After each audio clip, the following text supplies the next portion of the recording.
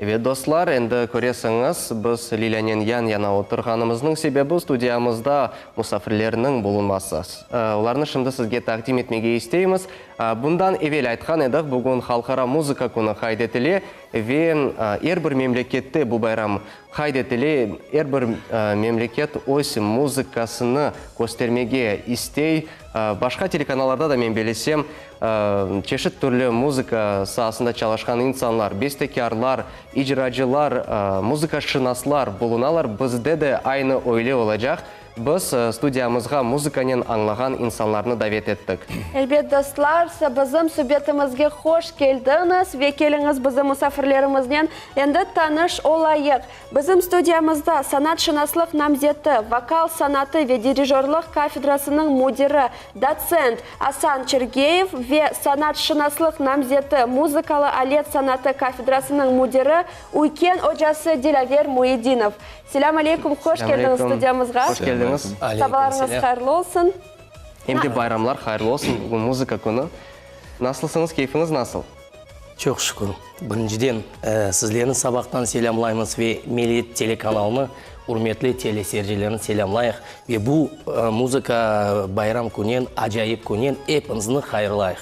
Sabahlar hayırlı olsun size. Sağ olunuz. Çok sağ olun. Сасан аға, сіздің Sabah сабағыңыз şerifleriniz nasıl hayırlı başladı? olsun. Men de sizler edim bütün bizim vatandaşlarımızın hayırlamağa bu күннен, muzika күннен hayırlamağa istedim. Aslında muzika күні қырымдатарлар үшін бұл не? Aslında қырымдатарлар бұл күні қайдетмеге керекler mi? Evet, muzika bütün yaşayımızın alıp bara. Bizim halkımız pek istidatlı muzikantlar. Yok ondayın Kur'an'da hayda muzikant olmaz. Elbet. Aslında muzika gerçekten de acayip bir şeydir ve bütün hayatımızda biz muzikanen bağlayımız. Ve Dilaveraga, siz muzikanen nasıl etip hayatınızda muzikanen bağladınız? Neden her şey başladı?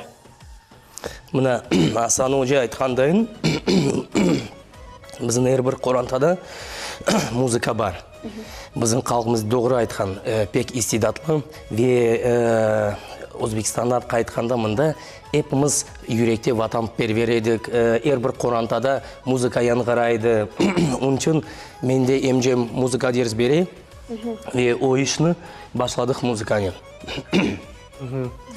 Siz өзіңіз бірде-бір музыкалы алетін çalasınız mı?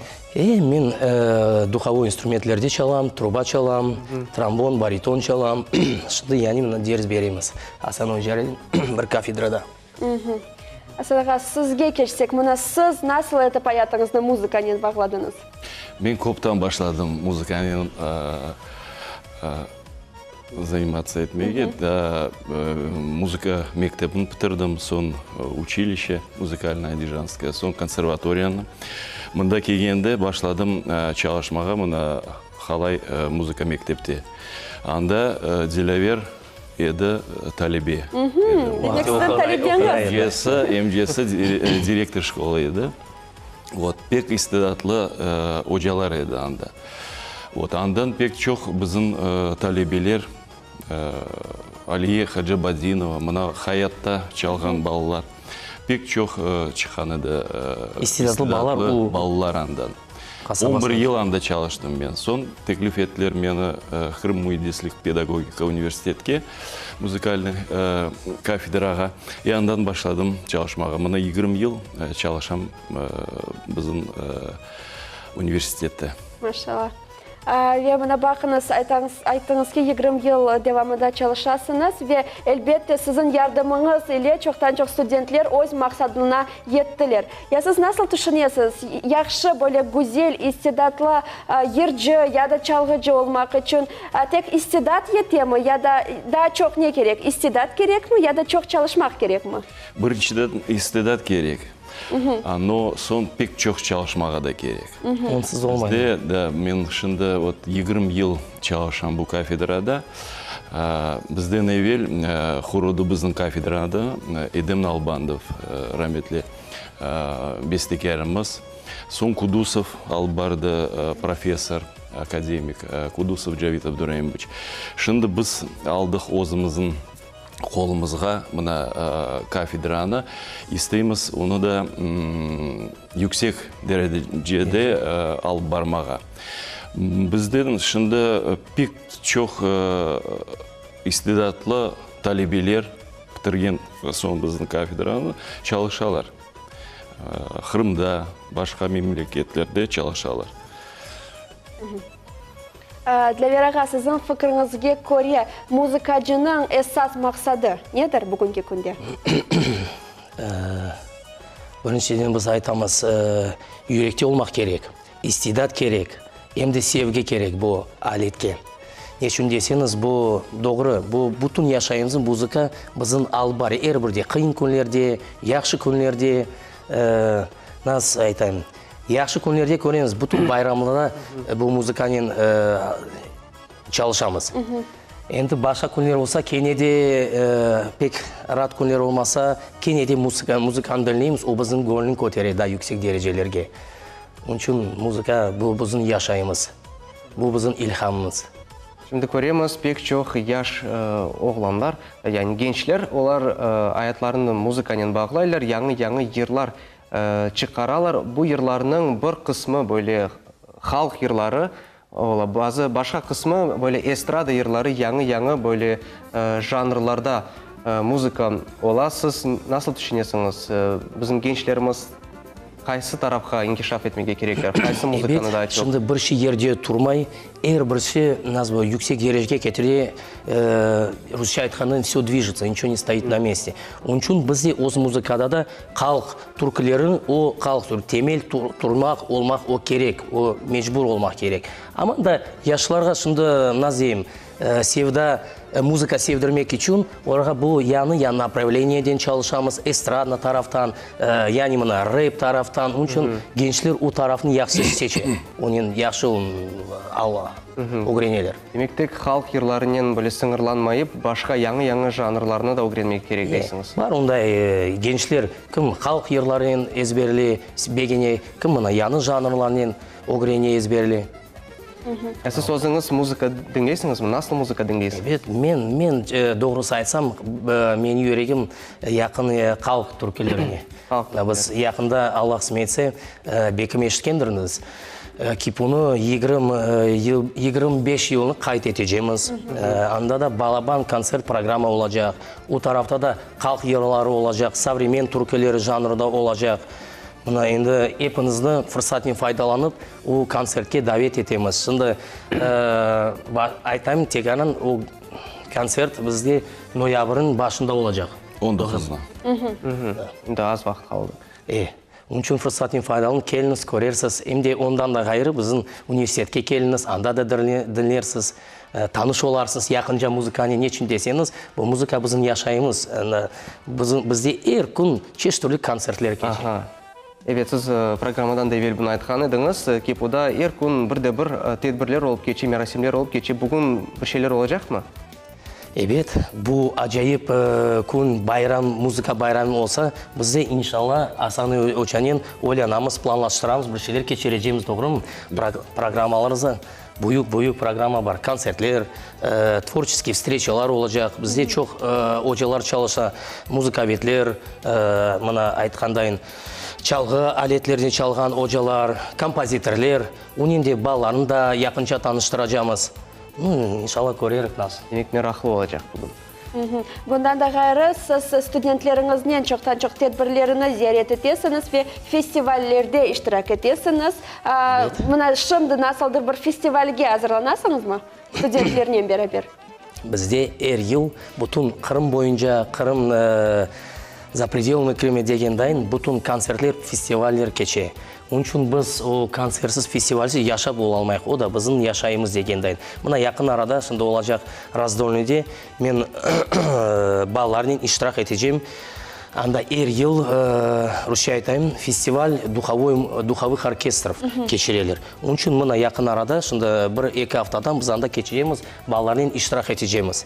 Andan evet kelemiz talebelerinin çok gramtalar, diplomalar getiremiz. Ana onda endi işte yaşayımız geçer. Gerçekten de ömür boyu biz muzikanen yaşayımız ve buna kuvvançlı günlerimizni, bayram günlerini biz muzikanen karşılayımız. Hayatımızın bazı bir kıyın vakitlarında da biz sevimli muzikаны, sevimli yırlarımızı dinleyip bu alardan kurtarılmağa tırışamız. Asadaqa, buna siz bu alda, bu vaziyetlerden nasıl çıkarsınız? Hayatınızın kıyın günleri de muzikanen tedavilenesiniz mi ya da aksine biraz çetleşesiniz mi?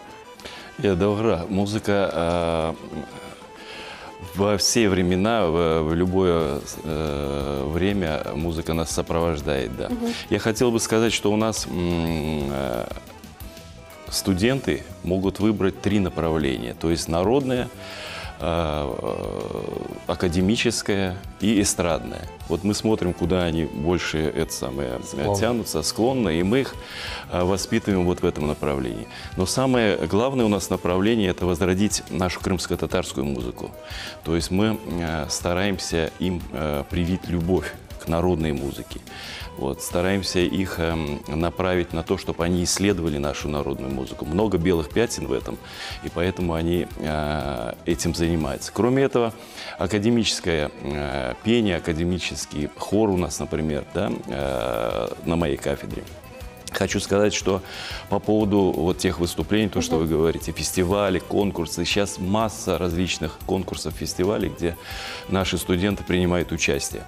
Они вот в прошлом году, вернее в этом году, в Москве, вы знаете, наш хор добился очень высоких результатов. В Москве выступил хор акапелла наш. И я хочу сказать, что наши ведущие преподаватели ведут занятия в различных областях. Uriana Кинжикаева, она в своей манере пения, как бы, она тоже обучает студентов. Вот. Мирзей Халитова, наш знаменитый композитор, академист, который преподает у нас основы композиции. То есть студенты, которые хотят изучить эту науку, то есть композиторство, они тоже имеют возможность. Зарема Алиева, наша известная скрипач, которая объединяет их в ансамбль «Сельсибирь», вы знаете, который получил мировое признание. Они бывают и во Франции, и в Германии, и в Польше, и привозят огромное количество разных наград. Кроме этого, наши вокалисты и в народной манере, те, которые исполняют, и в академической, и в эстрадной, они в различных конкурсах, конечно же, участвуют и добиваются высоких результатов. Чтобы стать музыкантом, конечно же, нужно получить специальное образование. Но что нужно, какими качествами должен обладать человек, чтобы стать хорошим музыкантом, помимо профессиональных навыков, конечно? Музыкант должен совершенствоваться всю жизнь. Вот мы, для нас был пример Джавид Абдураимович Кудусов, который Раметле Олден, но он до конца своей жизни обучался новым направлениям, новым жанрам. Музыка – такое искусство, которое постоянно совершенствуется и которое постоянно нет, говорят, пределу совершенства. Да? И музыкант, когда останавливается в своем творчестве, он уже потом начинает регрессировать, то есть идти вниз. То есть он не приобретает ничего нового и становится в рейтинге, скажем, музыкантов все ниже и ниже. Поэтому музыкант постоянно должен совершенствоваться и стремиться куда-то к высоким планке своего искусства. Крымский инженерно-педагогический университет очень известен своими артистами, своими талантами, музыкантами, певцами. И вот говорят, что хорош тот ученик, который превзошел учителя. Для вероятно, среди ваших учеников есть ли такие? Есть. Дело в том, что все зависит от таланта.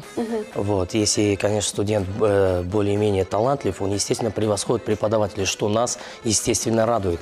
Вот. И к этому мы стремимся, и к этому нормально относимся. Вот. Естественно, есть и талантливые студенты, есть менее талантливые, но, тем не менее, работаем со всеми, стараемся, чтобы все профессиональные навыки приобретали в своем направлении.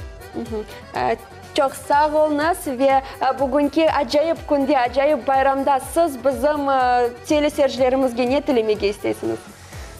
Mendен başlayayım. Men birinciden istейм тілеме бір-біріні сайғылы достар, сайып, sevip yürünüz, hürmet etiniz, muzika dinleyiniz, muzika doğru bizim bütün yaşayımızın alıp bara hepimizge позитивді тілеймін, яқшы күндер болсын сіздерге. Жақсы сау болыңыз. Асан аға. Я бы хотел сказать об учениках. Это счастье, когда ученик идет дальше своего учителя. Вообще предназначение учителя – это научить так, чтобы он дальше шел и развитие не останавливалось. Если он дойдет до уровня учителя и дальше не совершенствуется, то это будет оставаться как в архиве, понимаете, да? Поэтому для учеников хотел пожелать, чтобы они постоянно стремились к совершенствованию, занимались над собой, не останавливаясь. Бывают студенты, которые останавливаются, они считают, что несколько раз выйдя на сцену и исполнив какие-то произведения, считают, что уже предел достигнут. Поэтому своим коллегам хочу пожелать творческих успехов и самосовершенствования. Çok sağ Sağ olun. olыңыз. Дабыр кере байрамлар хайырлы olsun. Сізнікені де бұл студияда беккейджеміз ве сізге çok истидатлы талебелеріні, студентлеріні тілейміз. Çok sağ olun. Сау болыңыз. Böylece sayғылы достлар, мерақлы сөбет олды. Асында Қырым Өндеслік педагогик университеті яңы йылдызларыны, яш ве истидатлы ержіларыны олсын, чалғыжыларыны олсын бөлі чықара ярата, айтсақ та doğru olacak ve buna biz pek kuvvanamız. Programımız devam etti, енді вақтымыз аз қалды. Келіңіз, енді азыр олған невбетеке рубриканы сейретейік.